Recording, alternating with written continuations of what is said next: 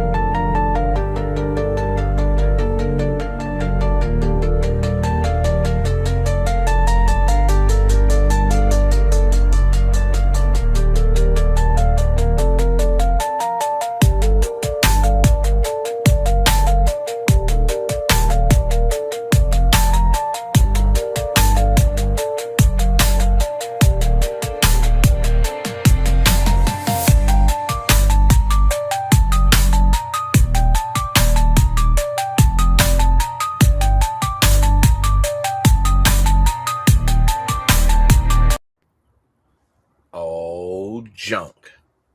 What is up, everybody? This is Trip. I'm in a tent in my backyard. And I thought, what more authentic space? You know, something to create the atmosphere for talking with Michael and Paul. What's up, fellas? Hello. Hello. So, this idea is an interesting origin story. So, Michael Morelli, who's been on the podcast before, came to this first theology beer camp this year. It was great. Soon, now that we announced everything for this year, I don't know. I recorded the intro to the AI panel that you facilitated, so it'll be coming out soon. But last year you kicked off the Personalist Manifesto, and we talked at Christmas. You said let's do it again. So why don't you give us a little genealogy of how we got here and what's going down? Yeah, thanks, Trip. It's great to be back. I am all about Christmas traditions, ones that don't take too much effort to sort of create and keep going. So, last year you came on to my new podcast, Personalist Manifestos. We did a Christmas episode where we talked about Bonhoeffer and Christmas because you were working on the Bonhoeffer project, the rise of Bonhoeffer. Oh yeah. And then Advent rolled around. I was like, we should do like an Empire Strikes Back Christmas episode. Yeah. And so this is it's kind of like the Call Me Daddy reveal at the end. Yes, exactly. Get it, like the Call Me Daddy podcast and the Luke. Does that mean somebody has to lose a hand at some point? Well, Trip's in the tent, so it's either me or you. I could really hurt myself if I lean the wrong way, but I don't have any blades or sabers. It would no be kyber crystals in this tent. It Just would what be you ever point. used to snip your cigar. Yeah. So it's more circumcision size. Yeah. Well, I think it would be on point because we are talking about technology and AI and robots. So if one of us ended up with a robot hand like Luke Skywalker, then I think that'd be great. Also, I just have a question. I don't know how to start a stream on YouTube. I linked it up. Does anybody know how to do that? If you connected it would just kind of go. Oh, it just kind of go? Yeah. Okay. Then I think it's good. All right. Anyway, so I messaged you and I was like, hey, would you want to do another Christmas episode? And you're like, sure thing. I have some ideas about AI and Christmas and Excarnation. And then I was like, well, that's a great idea. I had a few ideas. I can't even remember what they were, but I feel like your idea was really solid. And I just happened to be talking to my friend Paul here, who I met at beer camp, about a whole bunch of things, including AI and some things that he had been pondering from his perspective and his experiences as a counselor and a prof. So I was like, we should bring Paul in. And then you send us a bunch of things you were thinking about. And here we are talking about AI and the Christmas story. So that is the origin story. I didn't bring a lightsaber, though. Solid. So that's a fail on my part. Well, why don't you tell me about getting to know Paul? Say a little bit about him. Give him some like get to know you question or whatnot, because I think most people will be familiar with you. They'll listen to Homebrew, and obviously Personalist Manifesto, they'll know you, but Paul's first time. So, Brand new. you know. Brand news. I'm introducing Paul. Yeah. Oh, this is You great. were the one we were Come talking about doing this, Michael. And then you were talking to Paul, and you're like, this is a good idea. Now you're telling everyone why this is a good idea. Okay. Well, Paul teaches psychology and theology, correct? Correct. And the Seattle School of Theology and Psychology. Did I get the name right too? You got it right. You actually got theology in the right order. Most people mix those up. Nice. It's not a pretentious name. There's only one school in Seattle. It's the Seattle School. Yeah, there you go. That's cool though, because you can say I'm from the Seattle School. It's kind of like, the Seattle version of the Frankfurt School. There's like the. I thought you were going to say it's the Seattle School of the Ohio State University. Yeah. You're like the Seattle Buckeyes. No, But it's the Star Buckeyes. Am I right? The Star Buckeyes? Come on. Oh, here we go. Sports and stuff. So yeah, Paul, you came up and introduced yourself actually after the AI and theology panel that we did, and you're like, hey, we're practically neighbors because I live in Vancouver, which is just over the border here in Canada, not Vancouver, Washington, Vancouver, BC, Canada. And you're like, you also are interested in continental philosophy. And so you've done work in the area of Jacques Lacan, and you've written some really interesting stuff on AI from that perspective and how it's fitting into experiences you're having with clients that you're counseling, but also sort of how it's factoring into the theological education and education for counseling that you're doing too. So I don't know. I just thought I would love to have a continental philosophy psychoanalyst, theologian, integrated perspective for this type of conversation. So here you are. Did I introduce you well? Is there anything that I missed? No, that covers a lot of it. I mean, the particulars, I'm technically a mental health counselor, so I'm practicing psychotherapist. Lacanian scholar, so psychoanalytic psychotherapist and all that. And that was a large part of why I was interested in your panel. And it was, by the way, just plug for the panel. That was a great panel. It was a lot of fun. Good conversation. And I was excited to talk because there are very few of us, at least that I've found in the area, who are interested in continental philosophy and psychology and theology and sort of the way that they interact with each other. So I was just excited to have a conversation with you. And then you were like, hey, I'm doing this podcast. You want to jump on? So I was like, all right, cool. Yeah. It's kind of like when you buy a car or you're looking for a particular car and then you just see that car everywhere. It's like that, but at beer camp. We find each other. We're the Toyota Corollas at beer camp. Yes, is that what you're saying? Exactly. Yeah. So, Paul, maybe. Okay, I'm just trying to get where people can start to like get a location for where you're coming from, if they're a little more familiar with what happens. If Mike and I are talking and in the different positions or whatever we might perform on the issue. So like, when you think of artificial intelligence and all the transformations that are taking place for how we understand our own subjectivity as individuals and how our relationships are being worked because of it, and in the kind of texture of the lived experience that you're dealing with in a kind of a counseling setting and then training people to deal with, like what's the kind of unexamined question you wished more people who took their humanity seriously wrestled with when it comes to AI? Yeah, no, I'd go straight back to sort of the beginning questions of psychoanalytic theory, which is kind of what is the subject? What's the self? Like, what is consciousness? So much of today's concept of humanity has been just reduced to like simple Freudian lingo would just be our ego, just like I think what I think I am and my identities. And I think it's Philip Cushman who talks about this like very flattened self that we tend to walk around with. We're very malleable. And so it's like, oh, I'm going to be in my party self or my work self or my home self. But it's this really kind of thin version of ourselves.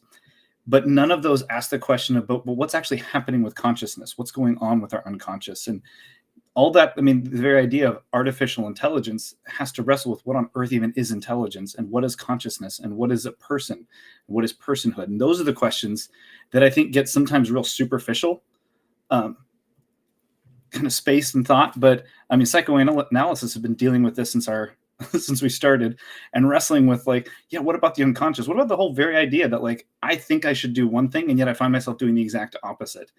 About how there seems to be an other that lives within me, not just in Billy Joel songs, but that there's more to us. And like, and what does that look like when we're interacting with AI, or we're trying to build models that we can interact with? And I think that's actually a much deeper question, because it helps us, because AI gives us this really fascinating mirror of ourselves, but it's a mirror. And in that sense, it's sort of like trying to understand 3 dimensions by looking at a 2-dimensional image. There's something missing, but there's a lot that we can glean from it. And so that's why I find it a really fascinating place for us to wrestle with, what does it mean to even be a person? What is consciousness? And that's where I mean, continental philosophy has been thinking about this for a while as well, and has a lot of stuff for us to kind of take and start applying here. Awesome. I'm going to avoid a detour just on everything you just said, because we're talking about a robot adventure. Ha ha! Man, sometimes when I think of titles for stuff, I say to myself, what would you do if you were putting it on a youth ministry flyer? Put that up front, and then for the subtitle, put words that remind you of why you are paying student loans. And so then I'm like, AI Excarnation. You're like, whoa, Incarnation. Well, where's the X at? Who broke up with whom? Anyway, but I sent y'all 5 theses that I thought, or themes or something. I don't know what I called them, but they were the things on my Post-it when it's been sitting in my diary that we're going to do this. And when I had ideas while I was editing a book that I'm working on AI, and anything came up that seems tangentially related to Christmas and Advent, I just put them on there. And then I sent them to you. And y'all had you had ones y'all liked better. So I did. Paul's first time. He gets to pick first. You pick one. I'll say something about it because I wrote a 2-sentence description of it. Then y'all talk, or then we'll just start talking. Sounds great. And I have on my Post-it little nuggets from different philosophers. So we'll even see if Paul and I think of the same continental philosopher to bring into the conversation. This could be really nerdy, and no one enjoys it, or it could be really creative and fun. Who knows? It could be nerdy and just the 2 of us enjoy it. And we don't know which 2 that's going to be. I mean, I'll enjoy it too. Don't leave me out. Yeah. Well, I was going to say, we don't know which 2. It could be. I mean, maybe it'll be the 2 of you, and I'll just be sitting here. I don't know. Did you just add a code names element? Is there the game Code Words or Code Names or whatever? I feel like Code Names is a great party game. Yeah. Yeah, I feel like what Trip just said is a version of Code Names, but the Continental Philosophy Edition. Continental Philosophy Edition. Yeah, I'll use the concept, and then we can figure out whose version of the concept I'm using. Like I'm just like the gays, and you're like, whoa, are you talking about the GAYS or the GAZE? And you're like, no, this is Continental Philosophy, son. Definitely, this is the gays with a Z. I was talking until you were going to tell me a number, Paul. That's right. Number 2. I was going for number 2. I put it in my email that's my. Yeah, I don't remember what you put in your email. I just have my Post-it. Advent waiting versus algorithmic immediacy. Yeah. So here's the idea that popped in my head. Yeah. So Advent, season of waiting and longing in the dark. Right? We say it's all about anticipation. And in fact, like each week, peace, hope, love, joy, all these kinds of things. I'm going to light the Christ candle, all these kinds of things. You'd think even the story of Luke leading up to the birth, it's just a whole bunch of people that have been waiting for a long time. And the moment they see baby Jesus in Mary's belly, they break into a song of longing, picking up all the language of the Hebrew scriptures, and they're busting it out in song. Now, the algorithmic world has no interest in longing. It's all about immediacy. And not even just immediacy. It's about prediction. It doesn't even really need an understood question. It just needs something gesturing towards what it might be able to guess most people that combine those words want.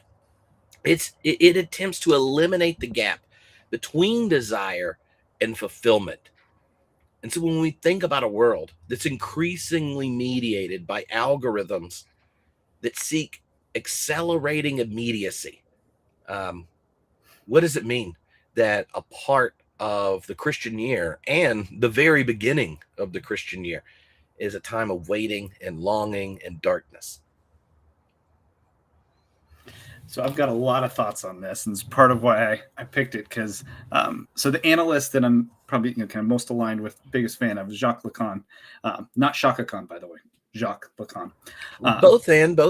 Both and. I mean, we can bring Shaka Khan in here, but it actually has a lot to say about desire and some of the ways that we completely misunderstand desire, and yet it's actually deeply connected to what makes us alive. So many of us think, right, if I have a desire for something, like I want a cigar now that I'm, a little mimetic desire going on here, Trip, watching you have a cigar, then I think that like the cigar is the thing that making me want it, right? That's the fulfillment that the algorithm is offering, the cigar. And then this fantasy I've now created of like how great it's going to feel. I'm going to feel so cool. I'm going to feel so relaxed. It's going to be wonderful. It's going to taste great. But that's the work of fantasy. What's actually happening is we have to start with, actually, before I can have a desire, there actually is a lack. There's a vacuum. There's an emptiness. There's something that I don't have. And now fantasy is the work that makes me think it's that cigar. So desire is actually less about the cigar than it is about my own, in the Lacanian sense, my own lack. And this is what I think Advent is highlighting for us, is that we all, on a conscious level, want to get the things we want. We're oriented to achieve fulfillment, to get the satisfaction that a cheeseburger offers, that a new car offers, that a raise offers, or whatever, right? But actually, as soon as you get something, what happens? It loses its mystical quality of being able to satisfy you, and it slips onto something else. I see this, as an instructor, I see this all the time. For a lot of my students, getting a degree is like, that's their focus. That's what they want. And yet, as soon as they get their degree as a counselor, then they want to get fully licensed. As soon as they get fully licensed, then they want to move something else, right? Because we're actually, the thing we think we want is always just a placeholder. And what Advent teaches us to do is to actually sit in the desire, because there's actually a lot of energy. There's a lot of enjoyment. And it's kind of a paradoxical use of the word enjoyment there, but enjoyment that is like life-giving, that happens when we let ourselves sit in desire, as opposed to silencing desire by instant gratification. This is what I think one of the insidious parts of this like instant gratification thing is, that it trains us not to be able to tolerate desire. We often think of like the shopper who is who like the impulsive shopper as somebody with a really strong desire, right? If I see the chocolate, right, as I'm checking out and I grab it right away, that must mean I have a strong desire. But what it actually points to is that's the person that can't tolerate desire. They can't tolerate the feeling of wanting. So they quickly grab the thing that they think they want to silence that internal sensation of want. And I think what Advent is doing in the Christian calendar is actually giving us a time where we actually slow down and focus on what does it feel like to want. I think Lent is another time where we purposely withhold something, what we think we want, in order to listen to more. Because once we grab the thing we want, we're foreclosing the possibilities. And so like the other association I have with this was like me in my dorm room in college, right? And talking to a friend, but really people were talking to me, because I was sort of had a crush on somebody who was obviously not a great fit for me, but I had just decided I was really into her. And my friend's talking to me and being like, Paul, I don't think you actually want her. And the more I let myself sit and wait and listen, you realize it's not actually that person that I wanted, or it's not actually that thing that you think you want. A fascinating thing happens with desire. When you let it sit, it shifts. It moves around. I do this in clinical work. I do this with people with addictions. We do this with a lot of different things. If you sit with a desire, like you think you want a chocolate bar, but you wait longer, then you realize, oh, actually, I'm just hungry. Or like, I think I want a Coke, but I'm actually just thirsty, and maybe like some bubbly water or just actual water will actually satisfy me a little bit better. Waiting with desire allows it to shift, and it opens us up to something more. And I think that's what Advent is inviting us into. In that sense, almost training us, forming us in a way very different from what you're calling this algorithmic immediacy, where we're actually being trained to be frustrated and to kind of not be able to tolerate that feeling of desire. If it goes too long, we want it right away, right now. And the problem with that is it doesn't open us up to what else our desire might be pointing to. There's more on it, but I'll pause there because I realize I've just been talking for a bit. Oh, I dig it. I dig it. What's up, Michael? I'm really appreciating what you're saying, and one of the things that immediately comes to mind is observing kids opening gifts. Um, as a father, just watching, my 9-year-old, my 5-year-old open gifts, and then cousins opening gifts, and that sort of thing. And I realized that the dopamine hit of unwrapping the gift is almost more fulfilling for the kids than actually getting the gift that is beneath the wrapping, which is constantly why you're trying to just hold your kids from going to the next one and say thank you to whoever gave them that gift. And I don't, use this as an example in a condescending sense, because I'm like, well, we're the same scrolling on Instagram or TikTok or whatever. That it's actually the rush of moving on to the next thing, like the little hit moving on, little hit moving on, little hit moving on. I hear that in what you're saying, and um, the waiting with desire, waiting with anticipation, and when I was looking at these themes, I thought about Chronos versus Kairos time, how this algorithmic immediacy is really locked within Chronos, right? It's just one thing after another. And sometimes it's one damn bad thing after another, right? Another tragedy, another breaking news, another sort of doom scroll hit. But also sometimes it's the delight as well. It's the laugh as well. It's the, oh, I didn't know that this company existed, but this is so cool and I got to get one. But either way, you're locked within this Chronos time, chronic time, and it like compresses time and you're sort of locked in. But Kairos time is different. That's like kingdom time. That's full time. That is Advent time. That is messianic time. And at times, pun intended, um, it is fast moving, but at other times it feels slow, and there's a delay there and there's a yearning there, but we tend to equate that yearning as, and the discomfort it produces as a bad thing. But actually it is the moment or the moments before messianic inbreaking. It's worth the wait, metaphorically and literally. um and it makes me think about how the speed of God, the mission of God in the Advent story is so radically different.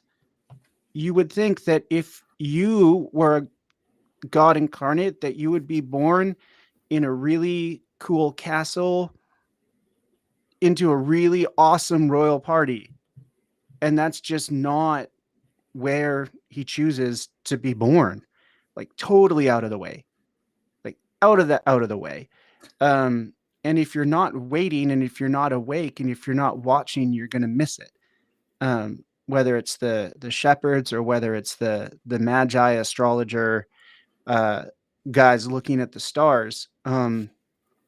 There's a otherworldly speed to it. It's not always slow, but sometimes it is. Um, and there's sometimes is a wait, and then sometimes is like we gotta go quick, right? But that's God's tempo. It's not ours. Um, the other thing that came to mind too is this idea of immediacy. I love this line from Bonhoeffer who says immediacy is an imposter or an illusion or a delusion. That there's no such thing as an immediate apprehension of anything.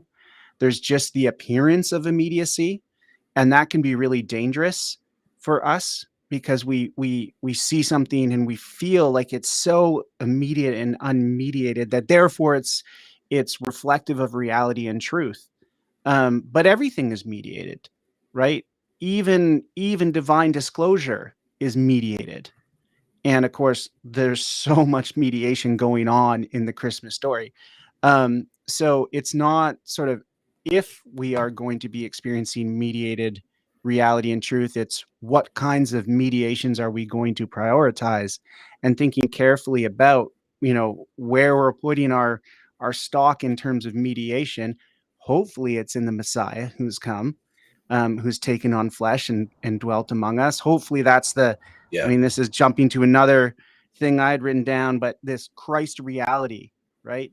All of reality now is mediated by Christ. It's no longer me and the other person unmediated. It's Christ in between me, the other person, and everything else. And I feel like that's the way to get to this waiting with desire, as compared to this Chronos time that has just got us distracted with an apparent immediacy that's kind of ruining our brains and bodies. And I'm sure you could comment more on the brain and body part than I could, Paul, but yeah. Well, and I mean, it's just the thing I'd want to highlight. Like, you don't see Jesus in the manger.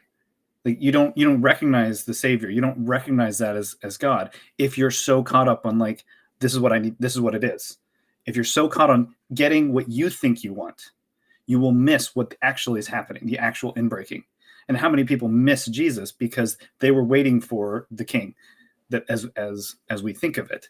And so it's that part of what waiting does is open yourself up to the possibility that what you want isn't what you think you want, right? That you're getting something that's far more important, but it's not what you think you want. I mean, this is one of the age-old wisdom things of, like, thank goodness I didn't get what I wanted. Thank goodness I didn't get my wishes, because actually I got something far more important. I didn't even know what I actually wanted.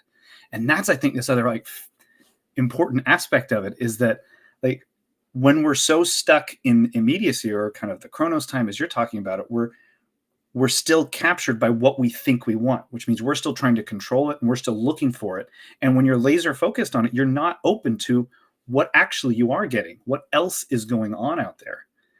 And so that continues to blind us to the possibility of more.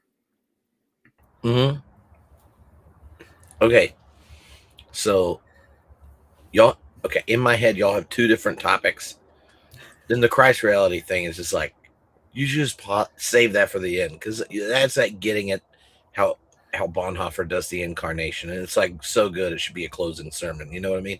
But so I'll go backwards. Here's what comes to my mind about what you were talking about, Michael, about the time bit. It reminds me that Byung-Chul Han talks about the way in which we've lost narrative time, right? And he makes a similar distinction of the Chronos, Kairos type thing of point time versus story time.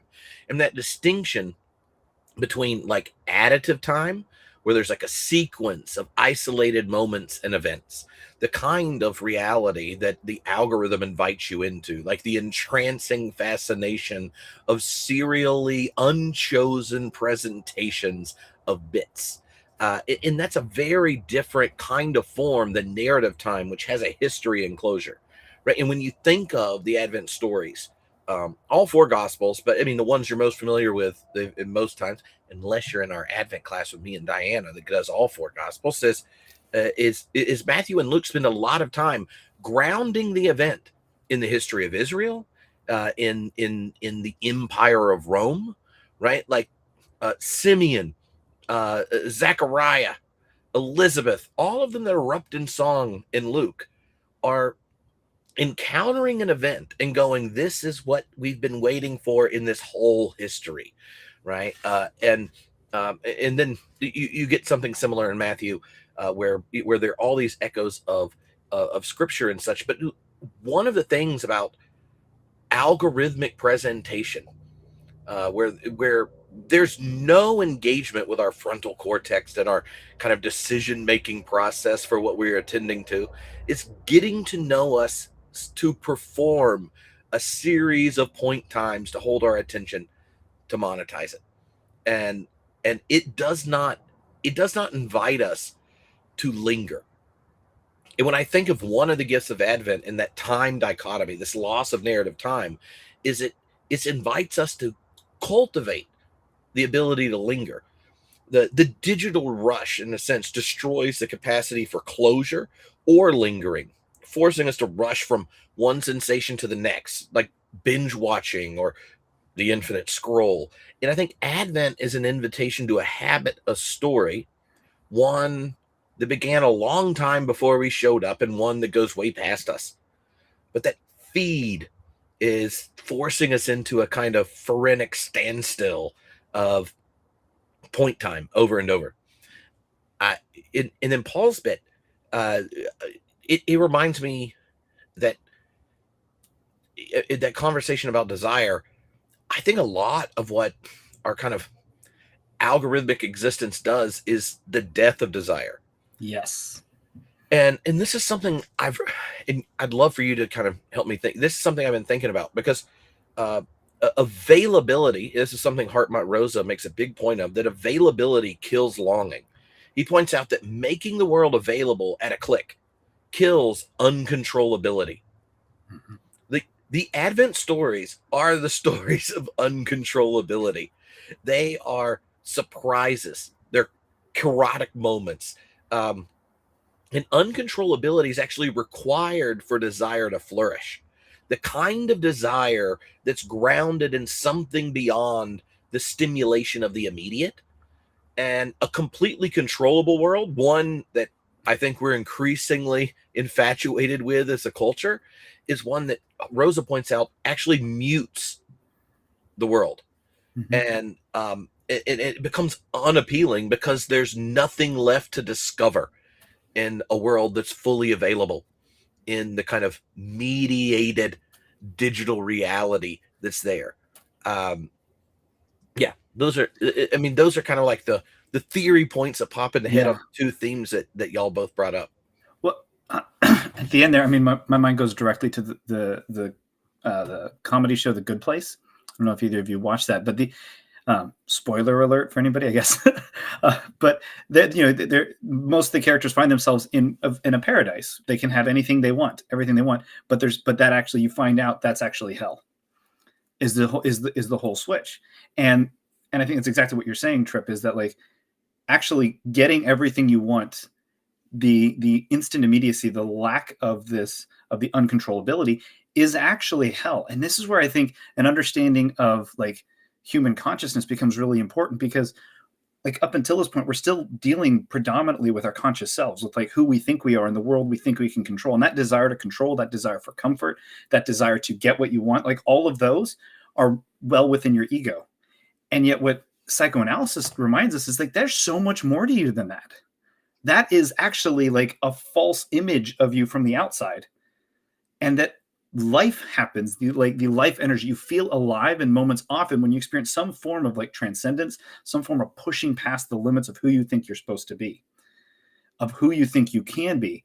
And like, that's where we actually start feeling alive. And I mean, we see this, I'll just say, like in couples therapy, when I'm working with two partners, right? Like a relationship typically is dead when you can look at your partner and go, well, I know everything there is to know about you. I guess that's that. Right? If you actually knew fully your partner, there's no love there. Love requires longing. It requires continuing to desire, continuing to move towards. And so if you reach a point where you've like, well, got it all, that's actually a depressing moment. Like that, now we're in like the Strokes, is this it moment. Like that's like, oh, is this it? Huh. Right. And because and this is where I think desire is fascinating. Like we so quickly collapse desire into object of desire, as opposed to the aim of desire, which is to keep desiring. Like you feel alive when you're working towards something. I think about this because I'm a complete board game nerd, by the way. I play way too many of them, and I write about them, I speak about them, I talk at board game academics conferences. It's a whole thing. But like games are fascinating because the game ends when you get what you want. When somebody wins, the game's over.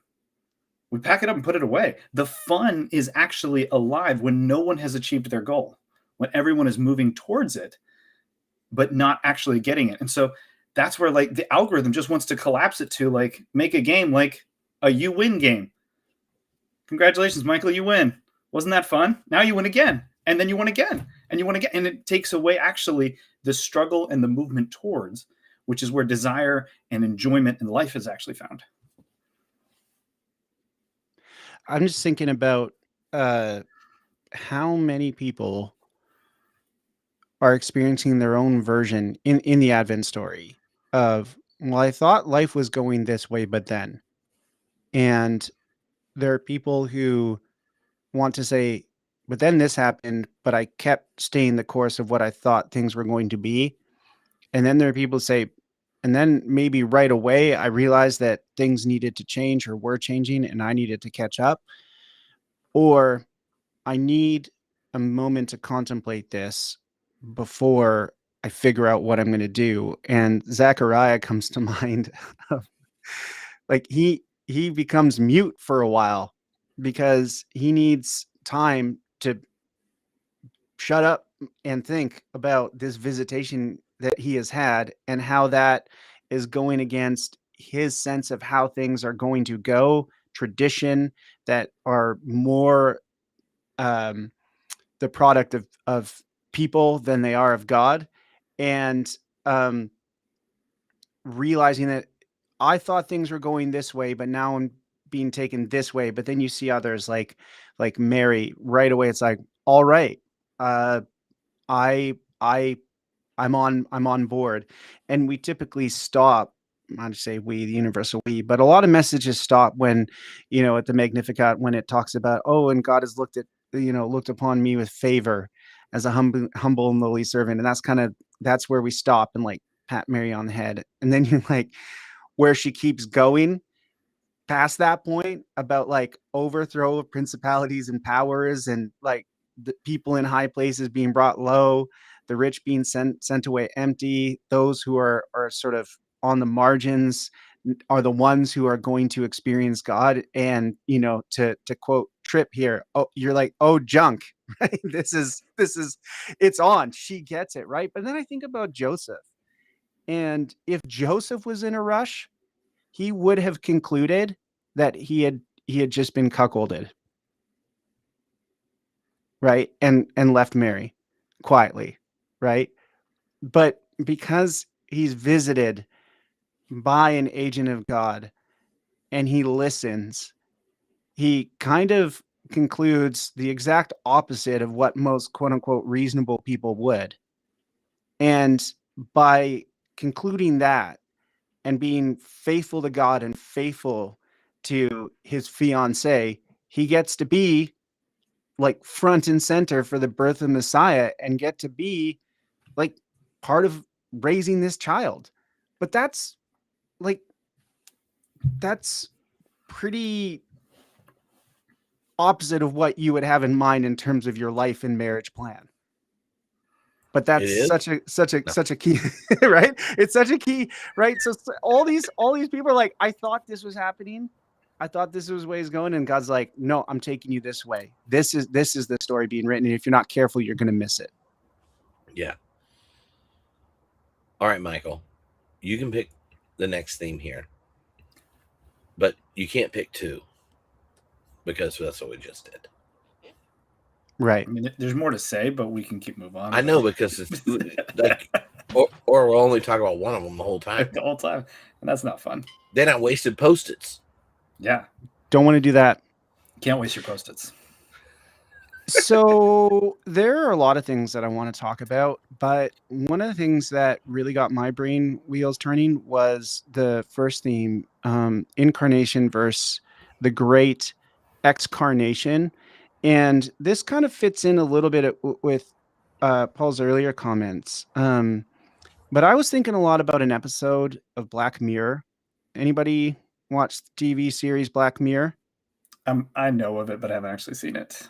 Okay.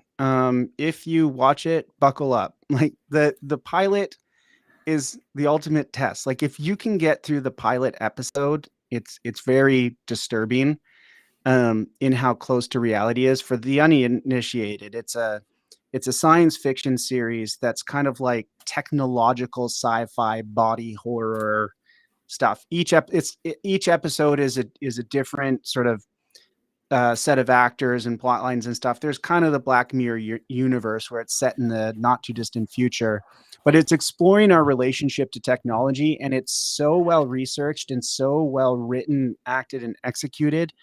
It's very disturbing because you're like, we're actually not that far away from this sci-fi reality if we're not already there. But the episode that comes to mind for me is one in season 3. It's called San Junipero. And it's set in this fictional town in California in the 80s. And what you find out is like people can go to the metaverse and sort of live their best lives in this virtual world. And the main character, who is very introverted and shy and doesn't really have a social life in the offline world, sort of retreats to this world and meets another person in this virtual world and falls in love. Spoiler alert, you find out as this couple meets and falls in love that one of the people is much older and is actually on her deathbed.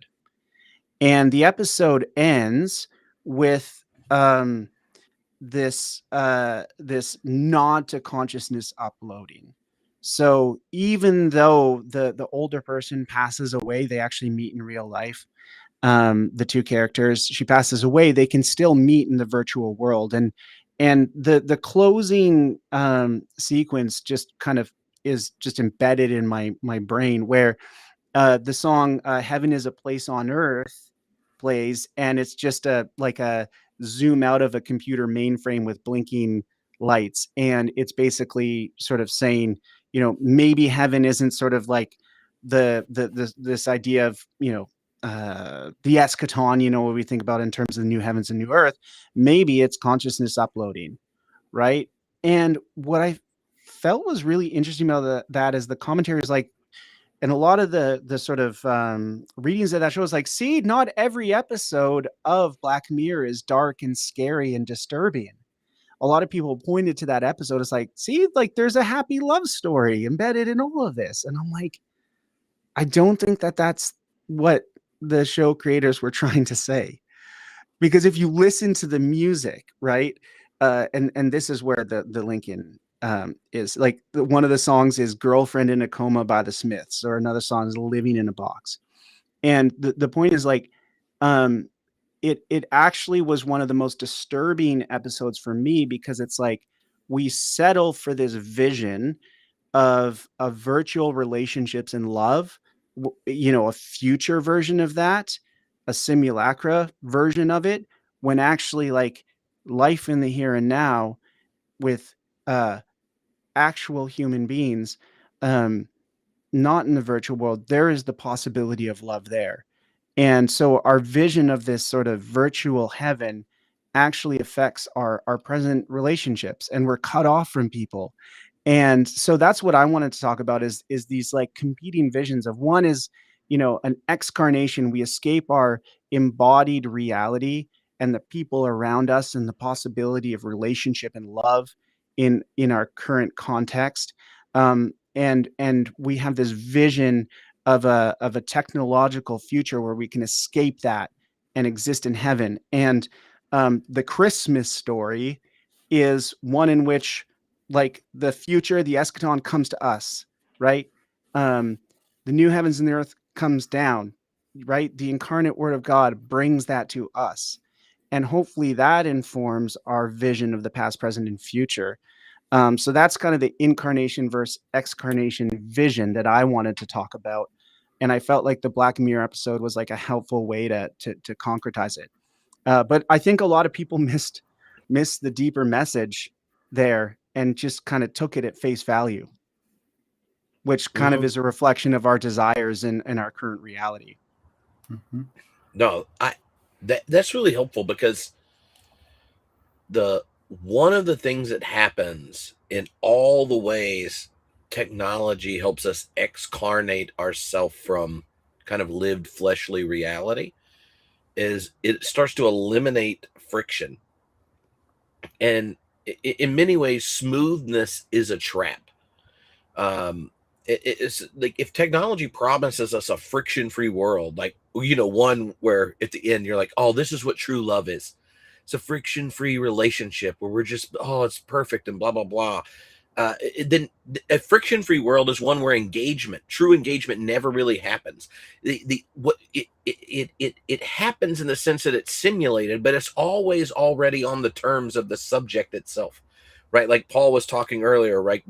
You're sitting there talking to a couple, and they're like, oh, I don't even know what to do. I mean, we both just know each other completely. And you're just like, what the hell are you talking about? Have you met a human? Like, you haven't even met the person you just promised to show up for till you're dead. You think you understand the mystery of their subjectivity. What have you been doing? right? And if a person or an idea challenges us in our current world, where there's like this trap of smoothness or like an allergy of friction, we're like, unfollow. We want to remove the resistance. It's actually required for growth. And it's not just growth towards the other, it's actually a growth of self understanding. Like the self is a self in relation to others. Paul Ricoeur's Gifford lectures, I think, are beautiful, like in exploring it. And part of it is because intimacy requires genuine struggle. Uh, Norman Wurzba, really cool theologian, when he was on the podcast, we got in a conversation about this. That in there he was looking at friendship, which is, hopefully it's a part of all loving relationships, because that's the part that endures when infatuation doesn't. But true depth in friendship requires like entanglement. An entanglement is this weird mixture of connection and difference, and it requires working through difficulties. Like the otherness of the others preserved, but it's preserved in relationship.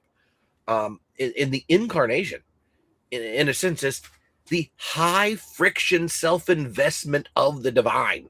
It involves blood, birth, vulnerability, and I think the artificial intelligence is being used to offer us a smooth, commodified experience that demands nothing from us and gives us back ourselves in a narcissistic isolation chamber. And then we go, oh, it's so smooth. Let's pan out at the end of this really cool Black Mirror episode and think, we've arrived. And that is the opposite of the arrival of a manger, right? A manger with a couple who is forced to show up here because of an exploitative tax system of a Roman Empire, and there's no space for them where they're going. And where do they show up? Where does the baby go? In a manger, the place that humans only show up to when there's no real human food to eat and you're pinching off the cows. And this is the bread for the world, right there. And who knows it? Shepherds, because an army of angels show up, or magi from some other realm, other world, follow a star, right? To me, the frictionless world that we are kind of infatuated in, and being told this is what success looks like, is one that is it's not just distancing us from the fleshliness of the incarnation. It's alienating us from the fleshliness of who we are, and the friction that's required in genuine relationships of love and friendship to become known. And in our becoming known by another who's different, we get to know ourselves, right? And then what was Matthew do in the crescendo of Matthew's Advent story is God is Emmanuel with us. Yep. So, well, no, I get really excited by what you're saying, because I think it comes back to what is love? Baby, don't hurt me, because it really comes back. I think it comes back to, what do we even imagine love to be? And this is where, like, I'll always kind of take the psychoanalytic bent, but like, we have this fantasy of love that's just about comfort, that's completely narcissistically self-serving. I mean, what you described at the end of that episode, it's the Stepford Wives, just digitally, right? And I think that's actually what so much of our fantasies of, like, this perfect union where the other person, and listen to the language, the other person will meet my needs. They'll do everything I need, which means the other person is now just an object that takes care of me. So if I can have an object that does it, why would I need another person? Because we've reduced love to our own comfort, which reduces, as you're saying, Trip, that actually reduces our own subjectivity. One of the definitions of love that I really enjoy is Todd McGowan. He says, love is the way that otherness disturbs identity. And because when you love someone, like, your identity, you're changed. Like, love changes you, and the other's love changes you. And because part of what it is love points to a desire. And remember, I said, when you have a desire, that means you lack. So love points to the fact that you are not enough. You are not self-sustaining. You are not able to, like, posit your own identity. You are not, like you're saying, Trip, you're a self in relationship, which means you're not self-sufficient, right? Completely goes against this idea of the like hyper individualistic, predominantly masculine ego of like, look at me, this is who I am. Love exposes like, no, we can't, we aren't who we think we are. We desire, and we desire an other who also desires, which means they also lack. So Lacan's definition for love is, and this is one of those obnoxiously sort of cryptic ones, is giving what you don't have to somebody who doesn't want it. Giving what you don't have is giving your nothing, giving your lack, your emptiness, your vulnerability to somebody who, on one hand, fantasizes that you will be everything for them. You'll be the it for them, but that you aren't, because that exposes that they also want. And so it's actually in not being able to be that. It's in our inability to have that like perfect union. That's actually where love is found. And I think that's what Jesus is doing in the divine coming to earth in the incarnation. Is actually entering our messy, contaminating, kind of gross world. I think the other part of the incarnation has always been really fascinating to me, because I do a lot with my sister around disgust and the way the psychology of disgust works. But like, we typically kind of put beings on the sort of almost like a spectrum of like, lower we have like animals and demons, and then higher we have like humans, and then we have angels and the divine, right? And typically, when it's really interesting, depending on your perspective, when a lower and a higher intermingle, it's either disgusting and contaminating, or it's uplifting, right? So to the prince who marries the pauper, right, then it's a scandal to the royal family, but it's like amazing to the pauper's family, right? And when humans mix with animals, we call them monsters. When humans mix with angels, we call them divine, right? With the divine, we call them angels. So God incarnating into earth should contaminate God by our nasty pooping body meat sacks and all of our grossness. But instead, what happens is it goes the other way around. Like, God contaminates us through the incarnation. And what that does is mean love, then, instead of being this fragile thing that needs to be protected from all the bad things out there, is love is this like germ, like this like infection that then spreads through us, which totally changes the way we think about dealing with each other. So now the unsettled feeling that you get meeting another person isn't, oh no, they're bad, they're going to change me. It's actually great, they're going to change me. Like, I have something like, I can actually be contaminated by interacting with otherness, with those who I experience as other, because that's actually how love spreads. It's in that destabilizing disturbance that actually I think desire points to, that I think love continues to point to. It's why when you love someone, you're not left the same. Yeah. Okay. Here's something that popped in my head. I think there's a connection, Paul. Okay. And I just want you to tell me. Let's do it. Don't ever bring this up again in relationship to this, or that's worth asking again. Yes. Because best questions. Especially if you take that dynamic you're describing and then think about, I don't remember what article it was, but recently I saw it was tracking the impact of COVID on normalizing digital mediation of intimate relations, right? So you have to like begin with Robin Dunbar's number. I mean, it's like, it is a cross-cultural number that shows up, that we have like generally about 120 people that any one human possesses the narrative cognitive load to understand themselves in relationship to. Right? And this is, it is cross-cultural in the present, and even in, you know, doing analysis of anthropology. Like, this is how we work, human beings. We haven't evolved biologically to have mechanisms to do it better, even if Facebook lets us have 5,000 friends, you know. Yeah. And one of the things that seems to me is that mediation, especially when it happens in a screen, like since 2020, the non-digital natives jumped by how many of their relationships are screen mediated and algorithm mediated. And that made me think of this concept that Hartmut Rosa uses when he talks about the screen, that it functions as a bottleneck that filters out tactile or audio or sensual smell, all these kinds of dimensions of reality. And then we end up interacting with a hard, rigid, cold surface rather than like the responsive, flexible world that any of us rocking our meat sacks do. And then it makes us like, they become comfortable with the that mediation because it protects us from genuine encounter. The screen delivers a kind of simulation of resonance, like the harmony in distinction that shows up, and then we're like, well, how about a notification? It mimics connection, but it fails to leave us energized or transformed. We get an echo of a relationship without that transformative energy of genuine encounter. And when I think of like the incarnation showing up in that relationship dynamic that you were describing, like part of it is like God's refusing to be an echo.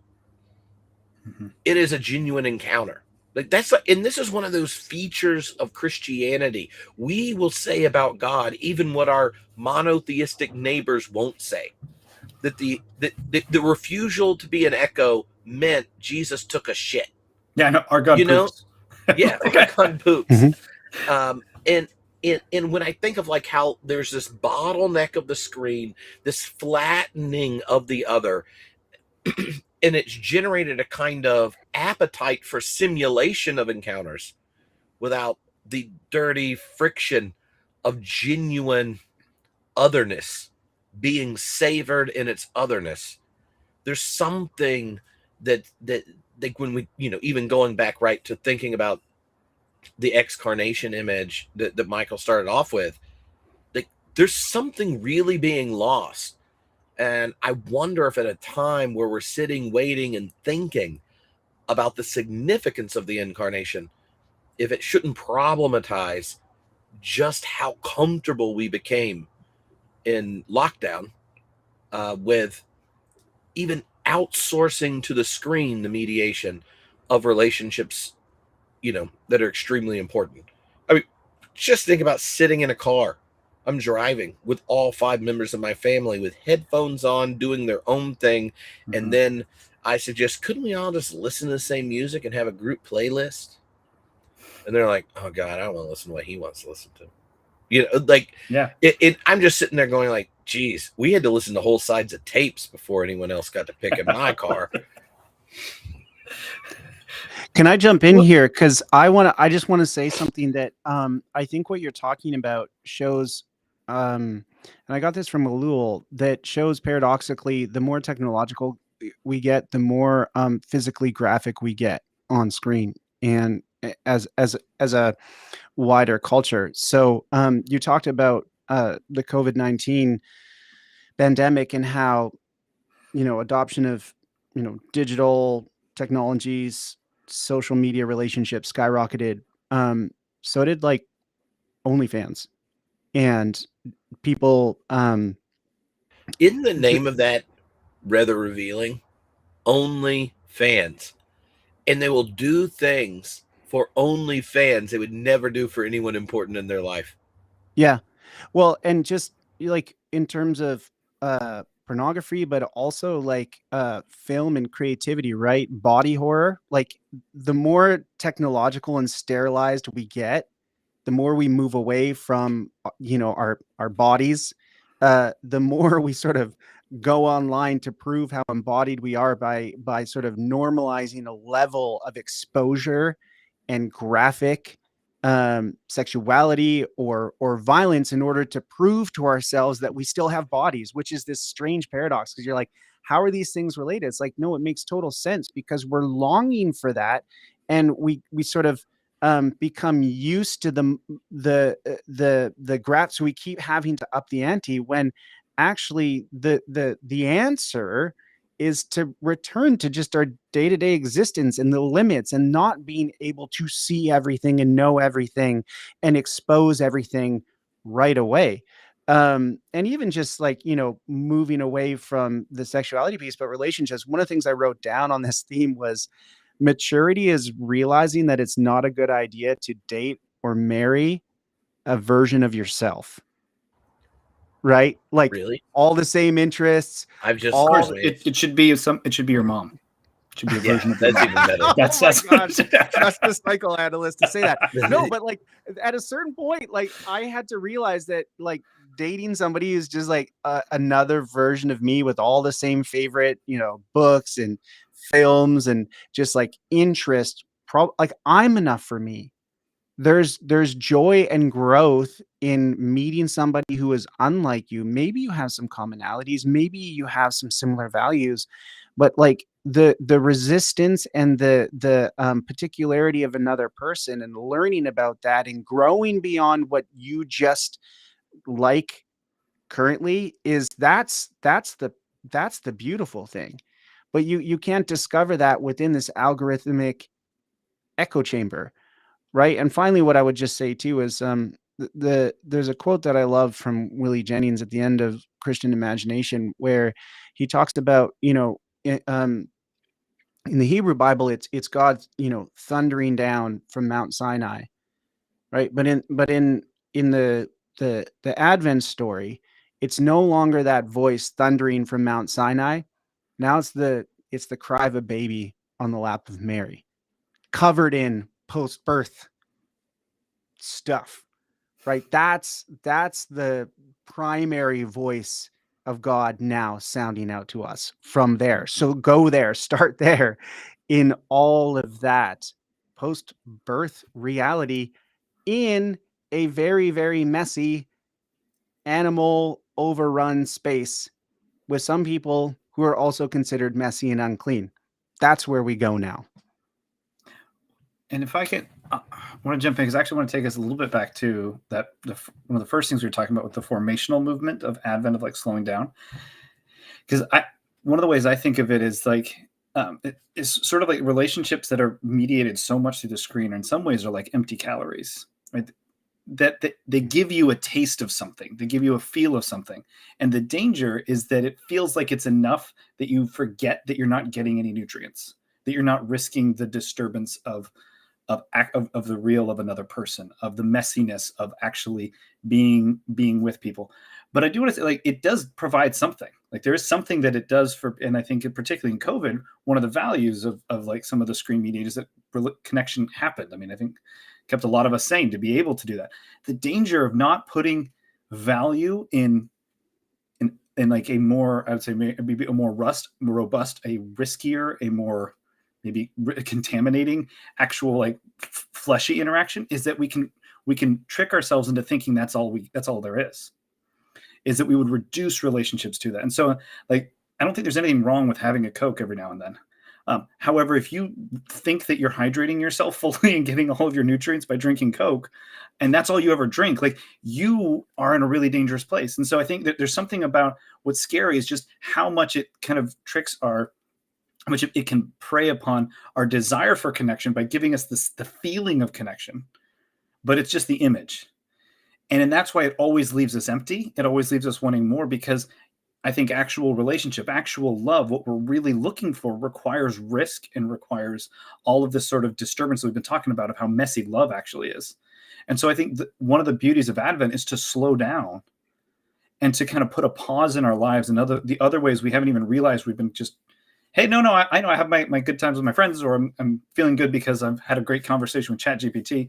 It forces us to slow down and to say, actually, let's eat your vegetables for a little bit. Like, go touch some grass, eat your vegetables, drink water, slow down. Don't do things that just feel good. Actually resist your comfort for a little bit. Move towards the darkness, because otherwise your world, like the danger of comfort, right, is that it's always going to get smaller. I mean, we see this in like people working with trauma, or just in anywhere, right? Your comfort zone will just continually shrink if you let comfort be your guide. Because suddenly going outside to the stores, that's uncomfortable. So how many of us stop going to stores anymore? We just have people deliver the groceries to us or put it in our trunks because, well, it's a little uncomfortable, right? And if you let comfort be your guide, your world will get smaller. We have to build in rhythms where we do the uncomfortable, we do the risky, and that's obviously got to be individualized to us. But I think what Advent gives us is a season within the church calendar to actually enter into that, and to remember that that's exactly what God did in entering into our world. Well, that's awesome. Okay, I'm glad in an hour we did 2 of these. Okay. All right, here might be a way to. I have a question that I'd like to ask, and then y'all can say whatever before we wrap up. You can just squeeze whatever else you want to say into it. But here's what I was thinking about today, knowing we were going to do this. And it's about how the otherness of God showing up in like the form of a stranger plays out, and how, I mean, we've already touched on some of this, but I think like genuine otherness is something, despite the, I don't know what you want to call it, hyperbolic otherness of triggering things that show up in a data stream to hold our attention. Genuine encounters, like resonance with otherness, is something that's dissipated. And knowing, I'm got a little psychoanalyst here, I thought, oh, this could be fun to hear about. So here we go. Like if we think of the manger as the symbol of the holy other, and then we think of 80% of our interactions with other humans being mediated by the mirror of a smartphone and its algorithmic engine, it seems that part of what our current form of life is one that has made us native to a narcissistic loop where algorithms create a kind of resonant, in scare quotes, space purged of foreignness, leading to like the hell of the same, where only encounter our own preferences mirrored back. And the algorithm succeeds by doing it better because they know it holds more of our attention, helping us exist in the gaze of the same as opposed to the gaze of the other. And and I think that otherness, that gaze of the other, the encounter of the other, is, when we lose it, that creates a genuine psychological danger. Like without the external gaze to provide stability, the kind of demand it puts on us to stabilize our own ego in relationship to difference, it generates depression and emptiness. And then it does this weird thing.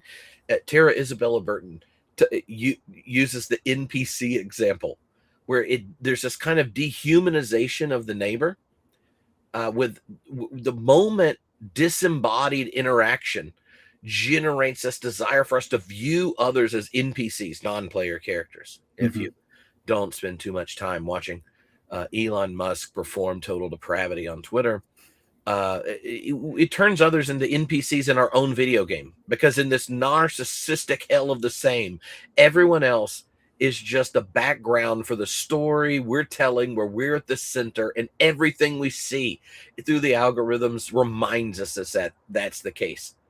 And I think there's this kind of divinization of desire that shows up, where our internal wants that the algorithm successfully knows better than we might be transparent to ourselves, are now entreated, that our desires are treated as authoritative truth, isolating us from the unchosen obligations of genuine community.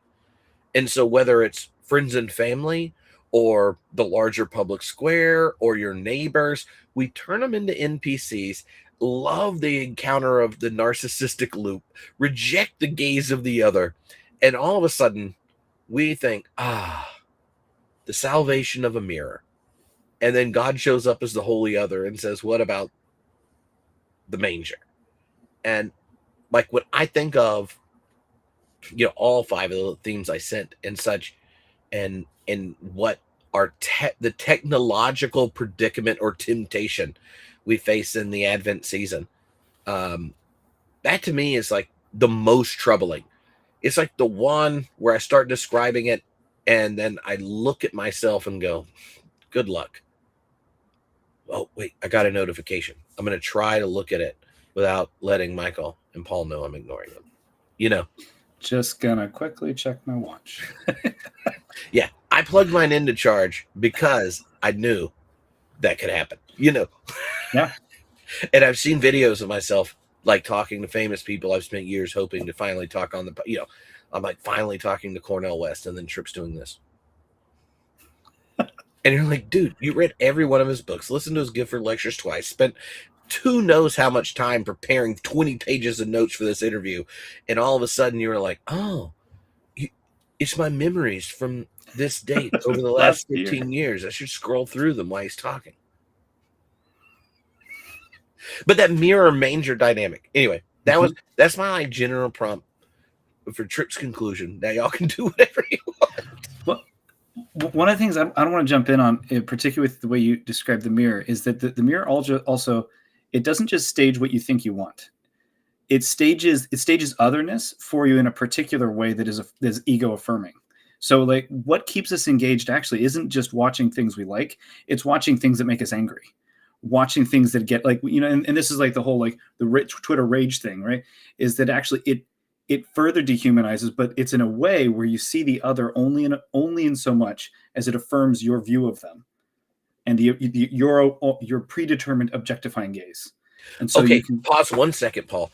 Do you know what just popped in my head? Yeah, what? Oh, every theology nerd's favorite version of the Advent, the Johannine prologue. The word, and he came to his own, and they knew him not. Mm-hmm. It's like the opposite of that. Exactly. And because what it is, it's inherently dehumanizing. It's inherently and this is the kind of the one of the cores of narcissism is that it's like it's propping up yourself at the expense of others. It's reducing the other to an object to try to fill yourself and make yourself feel whole. So I can feel good about myself because look, I know better than all those idiots over there, and look how terrible they are, and that actually prevents me from having to question myself, sit with my lack, sit with my desire, be curious about who I am, which is exactly what the manger does. Is actually when you sit with the manger, you also have to wrestle with, why did I want it to be in a palace? Why am I so disturbed by God coming in this way? What did that mean for me, that I wanted God to come in and be powerful, that suddenly I realized, oh yeah, I wanted baby Zeus born. That's what I wanted. I wanted to see big lightning bolts and big muscles and big strong, because really I was just projecting myself onto God. I think there's that when I talk about like the value of psychology and theology talking to each other in my classes, there's the old joke of like God made humans in God's image, and we've been returning the favor ever since. Is this idea of like that's what we do, is what we actually want to create a God that we can control, that affirms who we are, a God that does the mirror thing you were just talking about, that our phones are doing for us. And what the manger does is subvert that. And if we're willing to sit and listen to it, instead of turning the manger into this like beautiful bodily fluid free happy zone of just like pleasant happy Mary and Joseph, and allow its like messy, fleshy, kind of gross, probably stinky, all that other thing, part of it to sit with us and disturb, oh, God's actually doing something to me. And this is actually revealing a lot more about why I wanted God to be clean and tidy and strong and, probably white and all, all those other things that like all my isms would project onto God to make me feel better about who I am. I don't know. That's kind of the first place I went. Oh, no. I feel like that was the preface to the prayer of confession. That's what that was. Well, one of the things that I just am thinking about as I listen to what both of you are saying is that the God that is love is not a platonic ideal that we access in the sky. We don't access that love apart from the love that is the ground of all being, the being that is the source of all being. And the Advent story is the confirmation of that. And you talk about John's gospel, right? I mean, it's heresy if you're a Platonist. And so if there is this pure God and that love, like the God that is love and the God that is spirit becomes a baby, then that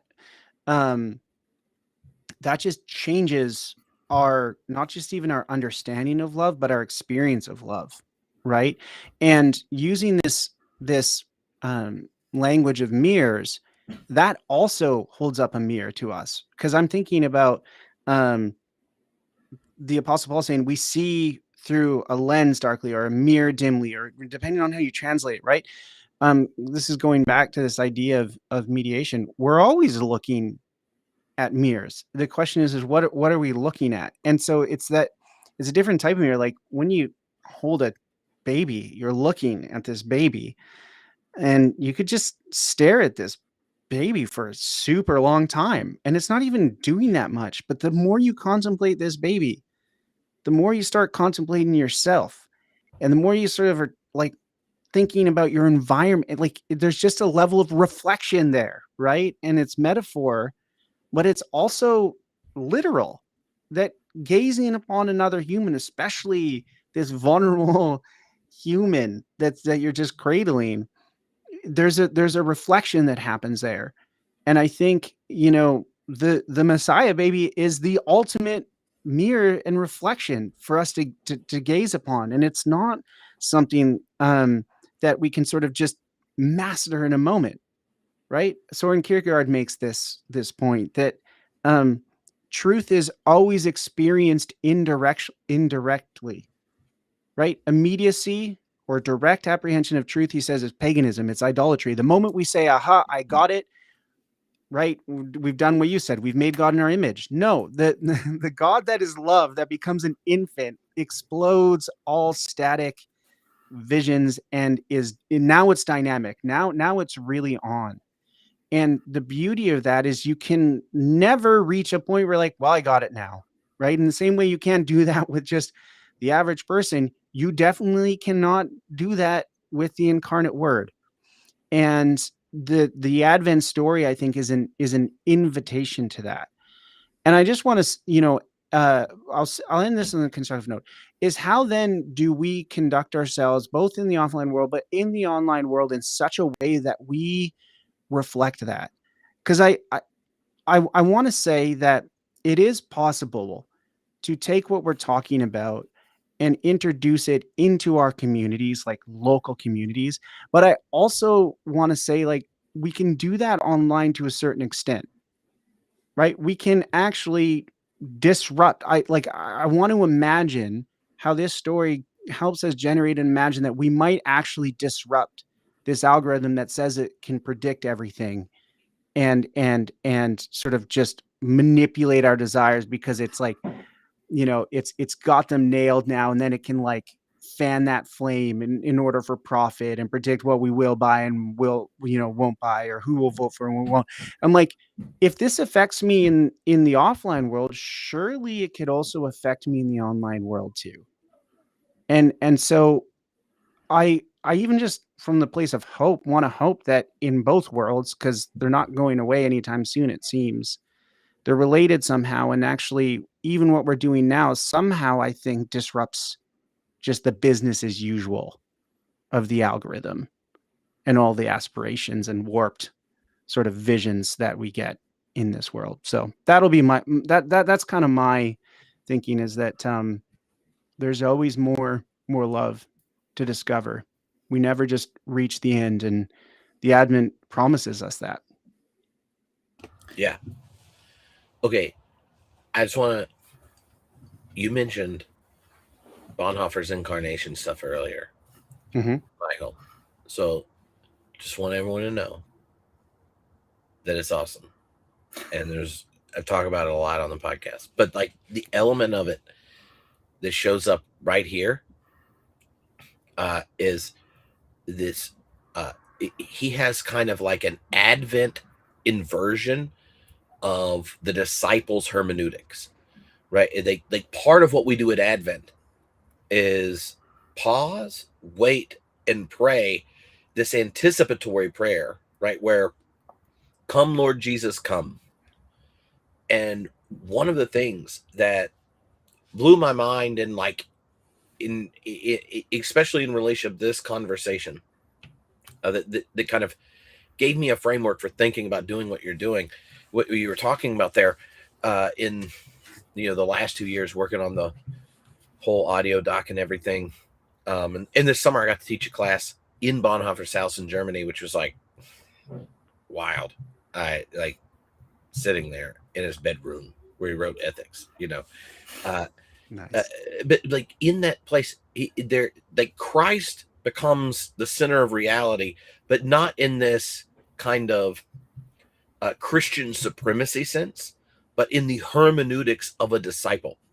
That that prayer of Advent, to come, Lord Jesus, come, then becomes the way in which you interpret reality, so that every other that you come in contact to and are related to is the invitation to respond to Christ.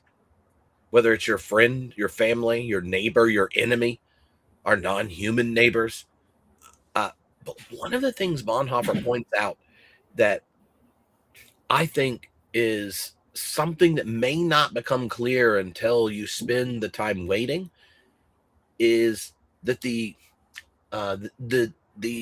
engine to cultivate that hermeneutics of discipleship, where the other is the encounter with Christ, is learning to do that for yourself, right? To look in a mirror and see yourself looking back, and that other, that gap between who you are and who you will be and could be and have been, is the invitation to encounter the divine.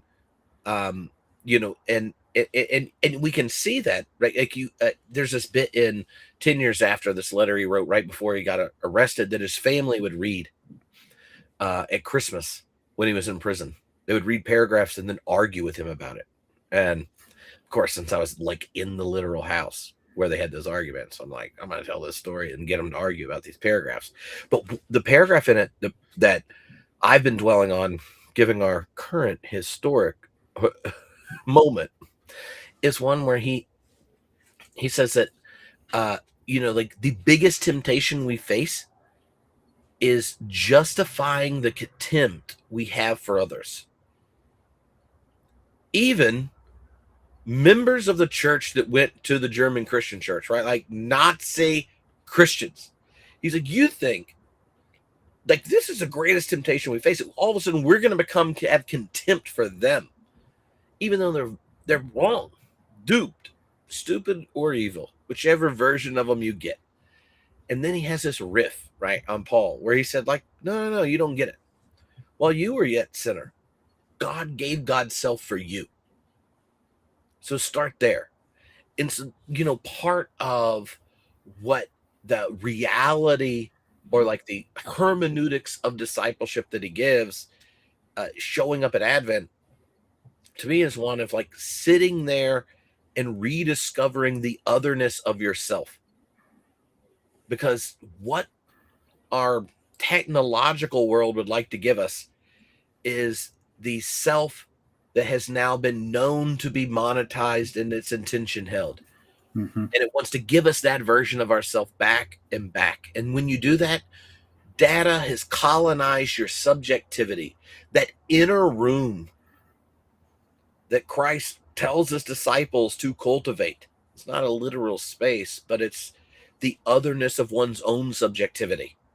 Treasure that and sit in it. And in that space, encounter Christ in that otherness. And then, right, when you own and embrace your own God belovedness, that the most true thing about you is what God has said about you. A God who's chosen to be with us, even though when God showed up, we didn't know who the hell that was. In fact, we crucified him. Right? Like if you can get in that space, then that reorients a way to think about our relationships in our lived material experience, but it also says something about the others who are simulated in their otherness for either our own sameness or our own revulsion and contentment. And that, I mean, if that's not good news, I mean, obviously it was good news then because people thought, but that's even more good news now because we've had our own inner room hijacked by algorithms and told us that this is who we are. Now we're going to sell to you. This is who we are. Now we're going to show you what can piss you off and work you up into a frenzy. This is who you are. And there's this bit of like, no. That gap of genuine otherness is the space where you can come to trust the divine belovedness of who you are. And come on, that's what I'm talking about. That shit. Well, that makes me now I'm all worked up because I also want to say too, and Paul, I'll let you jump in too, but I just want to say what I love about this too is Bonhoeffer also reads this into Luther's two kingdoms theology and really pushes back. And I want to say, in light of what you're saying, it's a hermeneutic for the individual disciple and group of disciples, but it's also a hermeneutic for how the disciples see the very cosmos. Right. And one of the lies that were often sold by people who have got into bed with principalities and powers is that the cosmos has been hijacked and that they're in control of it.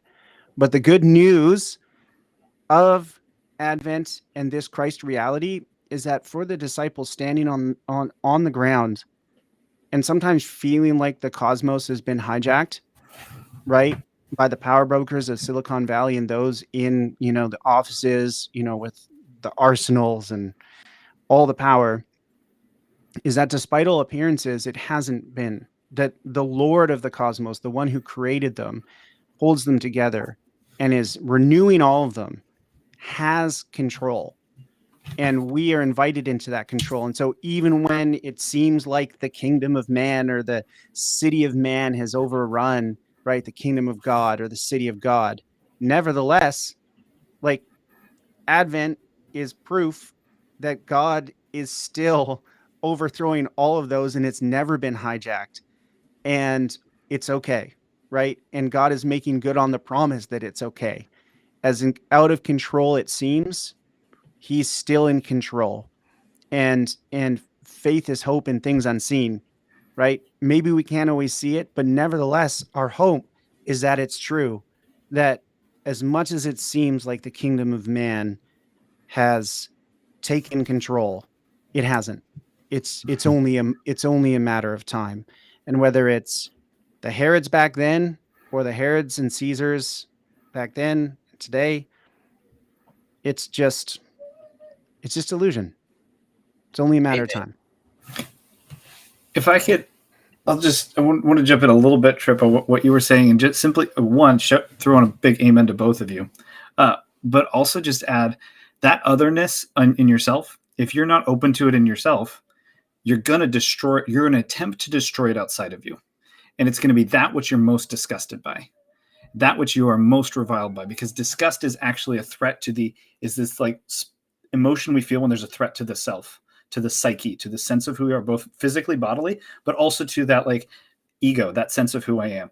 And so just to put in there, what it's going to feel like is disgust. The first time you do that, you will feel revulsion. You will be revolted. You'll feel revulsion at that sense, that part of you. And that's where I think like the scandal of the Christian narrative is that like, no, it's while we were yet sinners, Christ died for us. Actually, that's the you. And like, so you don't have to pretend that you're a good person. You don't have to pretend that you're that image of who you are. You can actually experience that disgust. And here, just to kind of tie us back to where we were before, what changes disgust is intimacy. What changes disgust, the only way to like change your own disgust reaction that we found is actually through mindful engagement and relationship. You have to actually get to know somebody. You have to actually spend time with it. The very same thing that is absolutely disgusting. And I often, when I teach on this, I like, hey, imagine drinking your own spit out of a cup. Like, that's gross. Imagine drinking somebody else's spit. That's even grosser. Imagine making out with your partner. Oh, that's actually kind of cool. What's the difference there? And the difference is intimacy. And so like, because love itself, because of this disturbance we've been talking about, it actually requires an engagement with our disgust. And intimacy allows the other to be a part of you in a way that's actually beautiful and creative, as opposed to violating and horrific, which is when intimacy and when love and when trust isn't there. So I would just add that like qualitatively, that's not going to feel good the first time you do it. I think that's one of the places we get tripped up on, is we get this idea that like, oh, if I'm doing the right thing, I'm going to have this mystical, powerful, like angel singing moment of like, yes, I've got it. When I can say, I'll just put it like anecdotally as a therapist, when my patients have their big aha moments, I'm usually like, oh, dang it. Because their aha moments are going to end with, oh, it was my mom's fault. Oh, that's it. You're right. And it's like in that big moment, like they just bought their own bull. They've just shifted to like make themselves more comfortable, when in like it actually requires, and this again goes back to Advent, sitting in the darkness. Come, Lord Jesus, come. Waiting, not like refusing all of the lures to make yourself more comfortable, all of the lures to saddle the energy to make yourself calm. Sitting in that, and this like foolish hope that God's going to break into the world. Anyway, I'll just. Oh no, that's what I'm talking about. Come on, Paul. That's what you're trying to benedict us. We're all like out benedicting each other here. So well, it's a like old game with the baseball bat. Well, this is fun. This is very fun. Love to do this again. Yeah. Thanks so much for having me. This is great. Yeah, thank you. Well, Michael, it was your idea. It was a collection of ideas. I mean, I just sent you my Post-it notes. Yeah. And Paul introduced himself and sent me cool articles. So here we are. Yeah. Here we go. But okay, y'all both need to definitely come to camp this year. I say that's one of the other ways you can mess with the online world is you can come hang out with a whole bunch of people that listen to the same podcast and nerd out with theologians, and then you can judge them for their pop culture sensitivities. You know, they can be like, "Oh, you might be able to say prolepsis and prehension with a straight face, but your take on Star Trek is ridiculous." that can happen. Often does. Yeah. Oh, yeah. No, I have some of the camp people that are like hardcore into Star Trek are like, no, Trip, you really need to like it. And I'm kind of like a Star Wars fundamentalist, you know? And so next year, a couple of them they're like making me a list of Star Trek episodes to watch, and we're going to talk about them. This is Trip's embrace of otherness. Essential reading is I'll send it because I can't remember the name of the chapter offhand, but David Graeber writes a piece on Star Trek and says that and he says one of the things that Star Trek has to reckon with is like it's a utopia, but is it also kind of like the political system is fascist because it's like one centralized intergalactic political party that goes around like solving everybody's problems. It's got its prime directive. Yeah.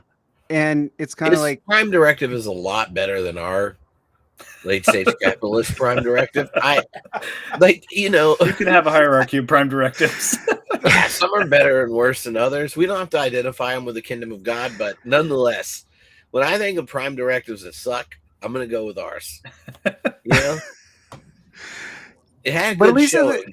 In the Star Wars universe, it's like they're trying to work it out like a proper republic, and the Empire is like trying to just pull it all together.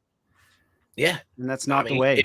If I can reference David Graeber while being a Star Wars supremacist for anti-supremacist reasons, this seems like a great thing for you to send me. Oh yeah, it'll be your kill shot. I mean, or the ace in your sleeve, Yeah, we don't want to kill anybody. We don't want to kill anybody. I'm a nonviolent. I'm a nonviolent guy. Metaphorically, just their hopes and dreams. Just their hopes and dreams.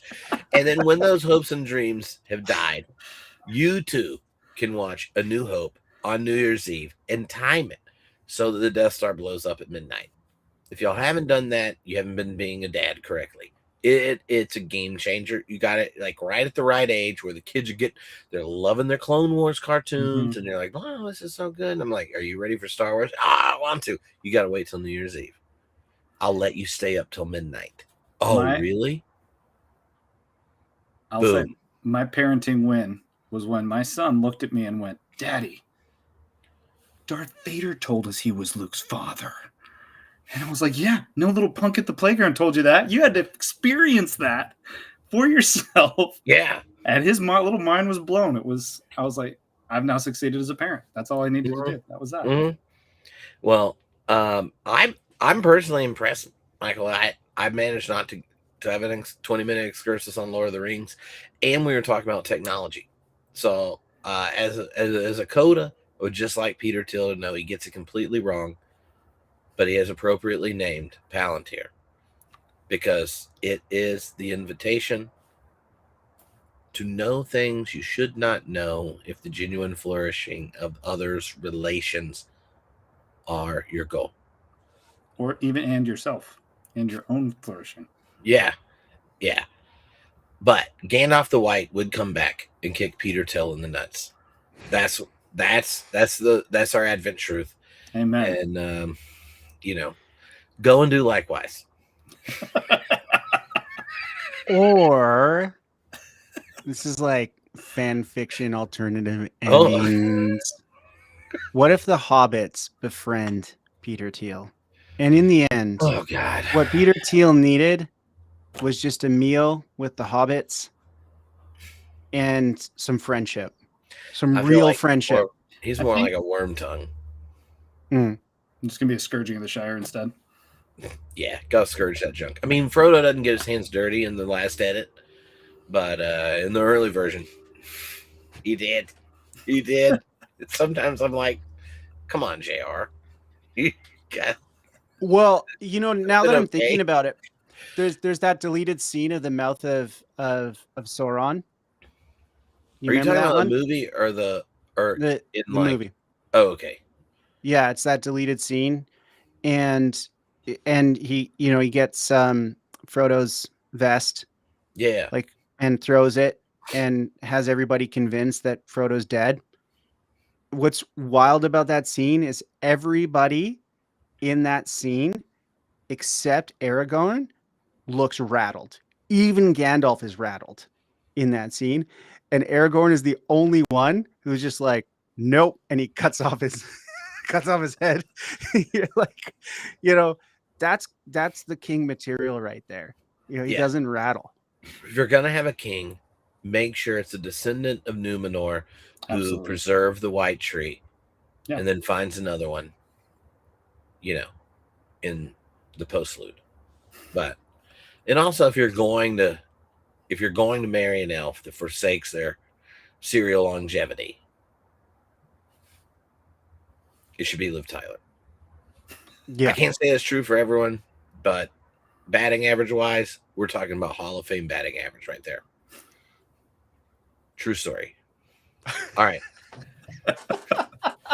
Good night. Good night.